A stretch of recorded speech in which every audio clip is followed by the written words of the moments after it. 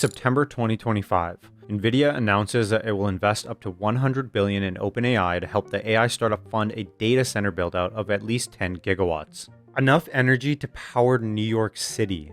Only a few weeks later, OpenAI and AMD announce a strange computing deal.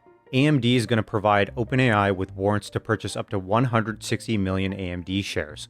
That's nearly 10% of the company at a 1 cent per share. In exchange, OpenAI is committed to purchase 6 gigawatts of AMD GPUs, which represents about $90 billion in spend. But here's the thing, $160 million of AMD shares, and you can look this up, are worth nearly $40 billion.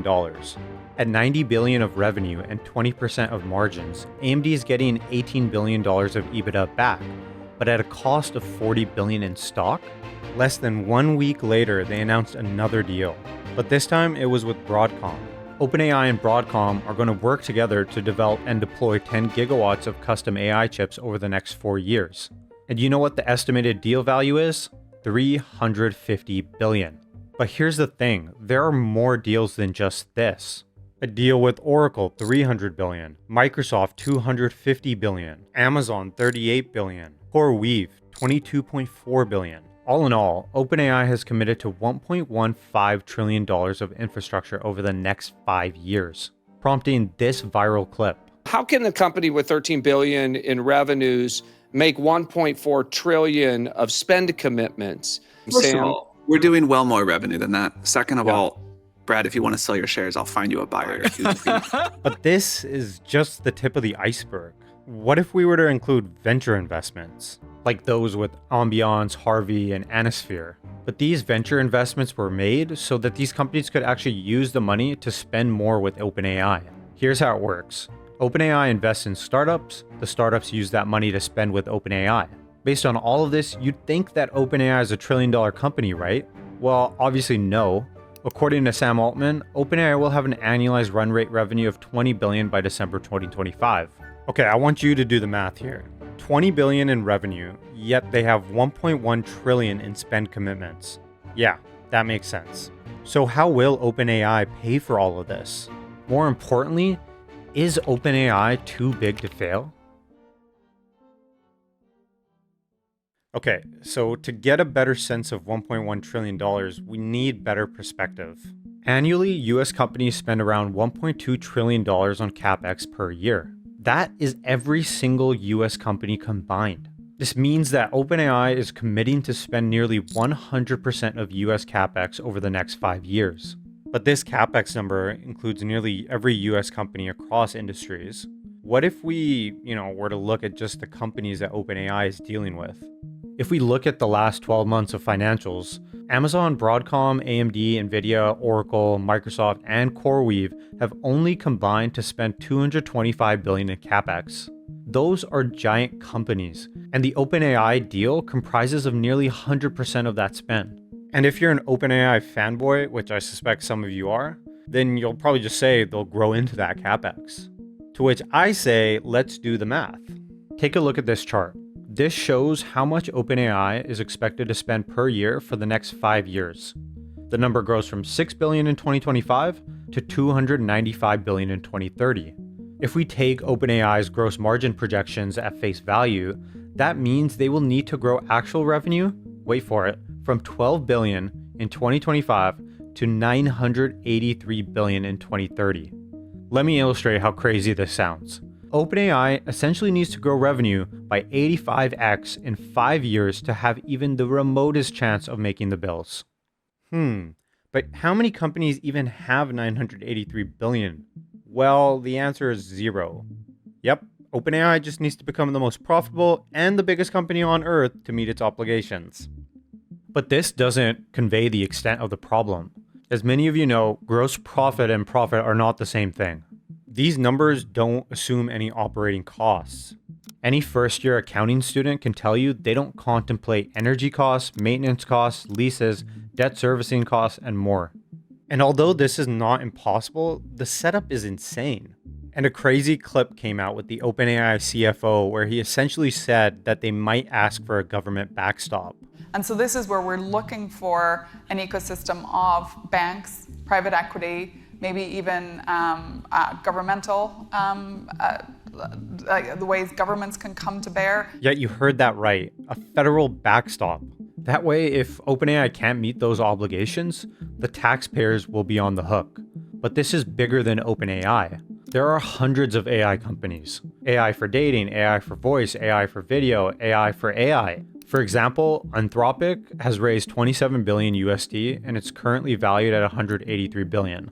They've also committed to purchase $30 billion of Azure compute capacity from Microsoft, and possibly $14 billion with Amazon. What about Meta? Firstly, Meta bought Scale AI for $14.9 billion, which was a joke.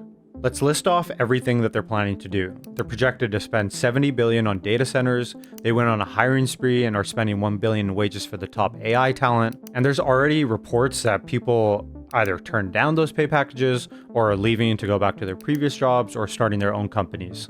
We could go on forever, but the point is, the spending is just insane.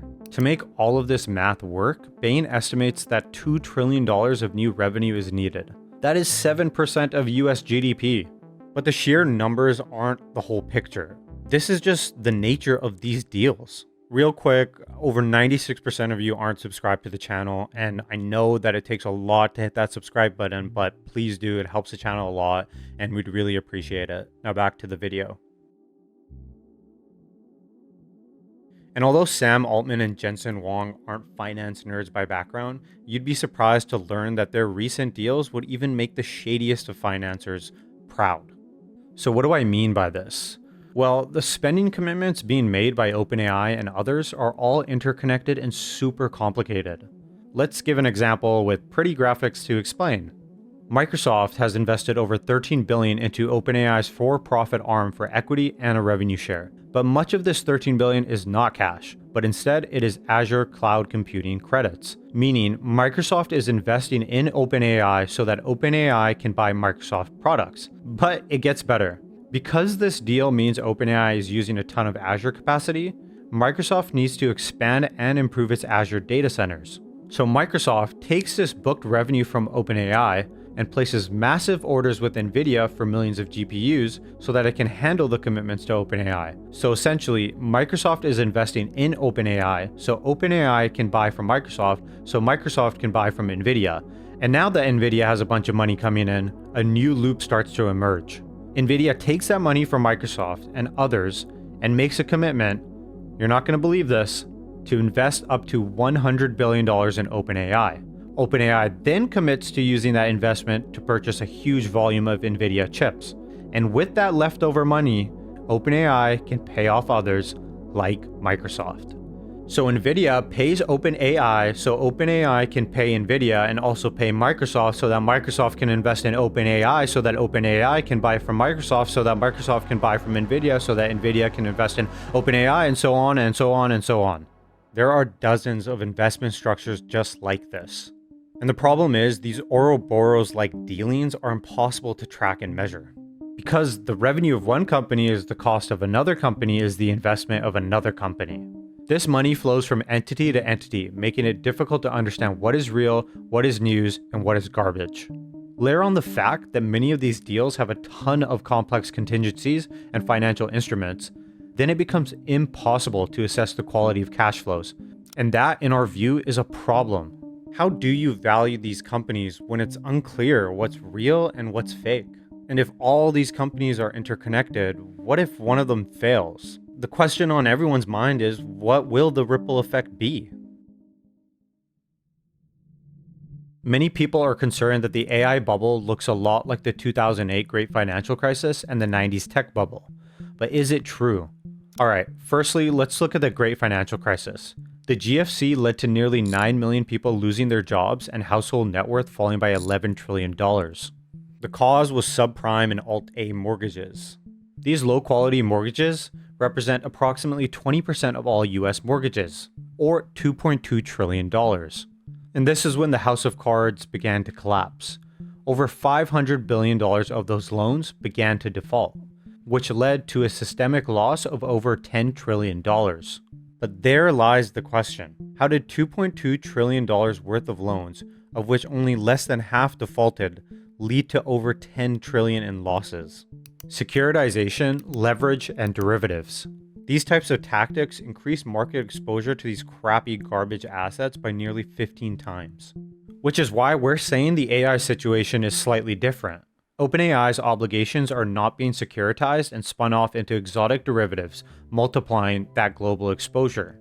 What's more is that unlike many of the institutions in the GFC, the big tech players have a lot of cash and very little debt. So if something were to go wrong, they have the cash flow and balance sheet to handle it. But what about the tech bubble? Well, this one is a bit more interesting. The dot-com bubble was brewing for years and everyone got excited by the prospect of the internet. You could finally communicate with people all over the world, you could buy stuff online, etc., etc. From 1995 to its peak in March 2000, the Nasdaq surged by 572%. But in 99, the Fed started raising interest rates and investors started asking about profits only to find none. Panic set in, and by October 2002, $5 trillion in market value was wiped out. During this time, the Nasdaq 100 was trading at a forward PE ratio of 60x. Today, that number is 30x, which is 50% cheaper than before. And not to mention that the internet bubble busting didn't destroy every single company. Think about Apple and Amazon. There were companies that persisted and survived throughout. The bad businesses failed, and the good ones, they survive. What's more is that very few of these companies were profitable. Whereas today, all the major tech companies are super profitable. That said, yes, the AI bubble doesn't have the debt and derivatives of the GFC. It doesn't have the same froth of the dot-com bubble, but it does have trillions of intercompany dealings, questionable earnings, relatively high valuations, an underlying economy that cannot sustain low interest rates, and way too much AI slop if we're being honest. As the great Charlie Munger famously said, if you mix raisins with turds, well, you still got turds. There are some raisins in here. Great companies with strong cash flows and real business models. But around all those lovely raisins, there are a ton of less than lovely turds. Intercompany deals that create fake revenue and cash flow. Crazy amounts of spend that would require OpenAI to become the biggest company in human history. Discussions of government backstops to reduce the risk. Turd, turd, turd. And raisins still equals turd. But I guess some people like that. Thank you for watching. Subscribe to 2 in 20 and check out our free Discord in the description where we actually hang out in.